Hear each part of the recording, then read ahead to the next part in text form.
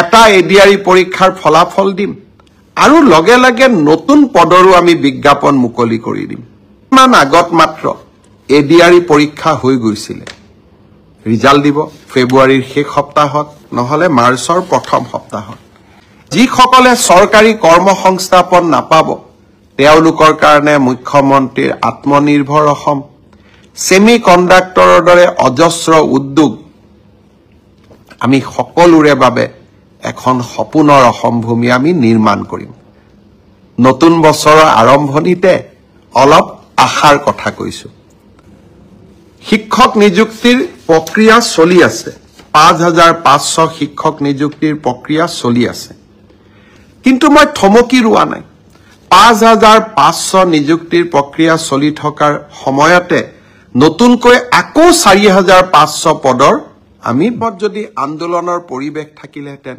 হত্যা হিংসা চলি থাকিলেহেঁতেন নিউয়ৰ্ক টাইমছে বিশ্বৰ ভিতৰত অসমক চতুৰ্থ স্থানত ৰাখিলেহেঁতেন নেকি আজি ই অসমীয়াৰ বাবে অনন্য সফলতা অসমীয়া ক্লাছিকেল লেংগুৱেজ বিহু জগত সভালৈ গ'ল চৰাইদেউ মৈদাম বিশ্ব ঐতিহ্যলৈ গ'ল আৰু এতিয়া বিশ্বৰ ভিতৰতে চতুৰ্থ টুৰিষ্ট ডেষ্টিনেশ্যন হিচাপে নিউয়ৰ্ক টাইমছে অসমক স্বীকৃতি দিলে মই অসমবাসী ৰাইজক বহুত অভিনন্দন জনাইছো এইবাৰ বহুত পৰ্যটক অসমলৈ আহিব অসমীয়াৰ অতিথি পৰায়ণতা অসমৰ সংস্কৃতি আৰু অসমৰ সমস্ত জাতীয় সম্পদসমূহ আমি পৰ্যটকসকলক দেখুৱাম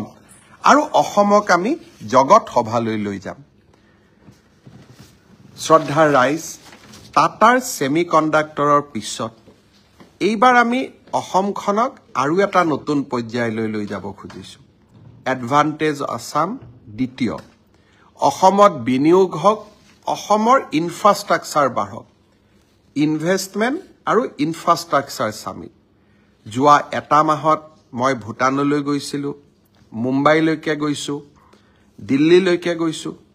অসমৰ মুখ্যমন্ত্ৰী 37খন ৰাষ্ট্ৰৰ ৰাষ্ট্ৰদূতে আহি সাক্ষাৎ কৰিছে এয়া মোৰ সাফল্য নহয় অসমৰ কোনো মুখ্যমন্ত্ৰীক ইউএইৰ এম্বেছাডৰ ইউকেৰ এম্বেছাডৰ ফ্ৰান্সৰ এম্বেছাডৰ ইটালীৰ এম্বেছাডৰ জাপানৰ এম্বেছাডৰ ছিংগাপুৰৰ এম্বেছাডৰ আহি সাক্ষাৎ কৰাই নহয় ঘণ্টা ঘণ্টা সময় ধৰি অসমৰ বিষয়ে আলোচনা কৰিছে আনন্দ মহিন্দ্ৰ টাটা কোম্পানীৰ অধ্যক্ষ এছআৰ কোম্পানীৰ অধ্যক্ষ মুম্বাইৰ সকলো উদ্যোগপতি মোক সাক্ষাৎ কৰিবলৈ আহিছিল অসমৰ বিষয়ে জানিবলৈ আগ্ৰহ প্ৰকাশ কৰিছিল অসমৰ ৰাজনীতিত মই 25টা বছৰ পাৰ কৰিলো অসমৰ মুখ্যমন্ত্ৰীয়ে কৰিছে অহা 25 আৰু 26 ফেব্ৰুৱাৰীত অসমত ইনফ্ৰাষ্ট্ৰাকচাৰ অৰ্থাৎ ৰেল ৰাস্তা দলং এই ইনফ্ৰাষ্ট্ৰাকচাৰ আৰু অসমত নতুনকৈ বিনিয়োগ হওক অসমীয়া ডেকা ল'ৰা ছোৱালীবোৰ আমাৰ ৰাজ্যখনলৈ কাম কৰিবলৈ উভতি আহক তাৰ এক নতুন প্ৰচেষ্টা আমি আৰম্ভ কৰিছো আৰু অহা এটা মাহ এডভান্টেজ আসাম 2.0 ইয়াক ভাল কৰি হওক তাৰ বাবে আমি সকলো ব্যস্ত থাকিম দেশ বিদেশৰ উদ্যোগপতিসকলক গুৱাহাটীলৈ আনিম আৰু অসমত বিনিয়োগ কৰাৰ বাবে আমি অনুপ্ৰেৰণা যোগাম আকৌ এবাৰ জগত সভালৈ অসম যাওক তাৰ কাৰণে আৰু এবাৰ আমি প্ৰচেষ্টা চলাম কংগ্ৰেছৰ এজন সংসদে কৈছে যে ইয়াত মেলা হ'ব বিনিয়োগ নাহে মই সংসদ গৰাকীক অনুৰোধ কৰিম গুৱাহাটীৰ পৰা জাগীৰ ৰোডলৈ যাওক কি ধৰণে 30,000 কোটি টকাৰ উদ্যোগ দিনে ৰাতিয়ে এখন্তেক জিৰণি নোলোৱাকৈ 1500 শ্ৰমিকে কাম কৰি আছে 2025 চনত মেড ইন অসমৰ চিপছ আমেৰিকাৰ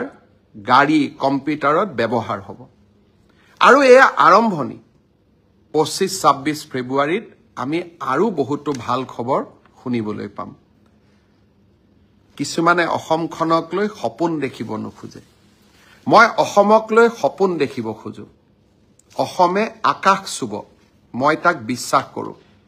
আৰু সেই কাৰণে সপোনৰ পম খেদি থাকো আৰু যেতিয়ালৈকে সপোনবোৰ সিদ্ধিত পৰিণত নহয়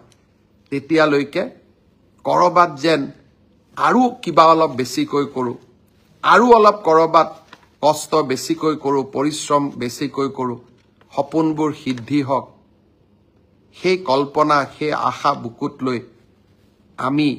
সকলো জীয়াই থাকো মই বিশ্বাস কৰো কংগ্ৰেছৰ সাংসদ বা আন সকলৰ নিৰাশাৰ বিপৰীতে আমি অসমখনক একেলগে লগ হৈ আমি আশাৰ সৰগ ভূমিলৈ ৰূপান্তৰ কৰিম আৰু মই বিশ্বাস কৰো আমাৰ অসমৰ যুৱ প্ৰজন্মই অসমখনক আশা আকাংক্ষাৰ এক সপোন ভূমিলৈ ৰূপান্তৰ কৰিব আৰু যুৱ প্ৰজন্মৰ আশাক আমি এনেকৈয়ে আগবঢ়াই লৈ যাম আজি অসমৰ যুৱ প্ৰজন্মই নতুন অসমৰ সপোন দেখিছে কেইদিনমান আগত মাত্ৰ এডিআৰই পৰীক্ষা হৈ গৈছিল ৰিজাল্ট দিব ফেব্ৰুৱাৰীৰ শেষ সপ্তাহত নহলে মাৰ্চৰ প্ৰথম সপ্তাহত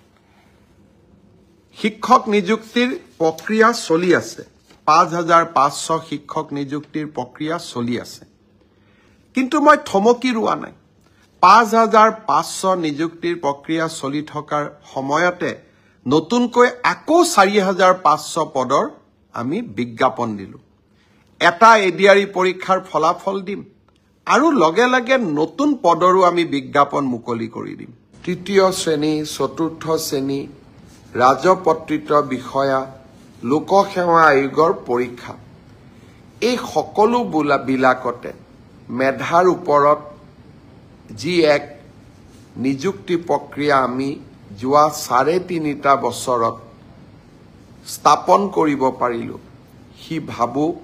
আৰু মই অনুভৱ কৰো হি আমাৰ চৰকাৰৰ কাৰ্যকালৰ এটা হাই পইণ্ট অৰ্থাৎ এক সৰ্বশ্ৰেষ্ঠ সফলতা হৈ থাকি যাব 2012 চনত মই শিক্ষামন্ত্ৰী হৈ থাকোতে শিক্ষক নিযুক্তিক স্বচ্ছতা দিবলৈ চেষ্টা কৰিছিলো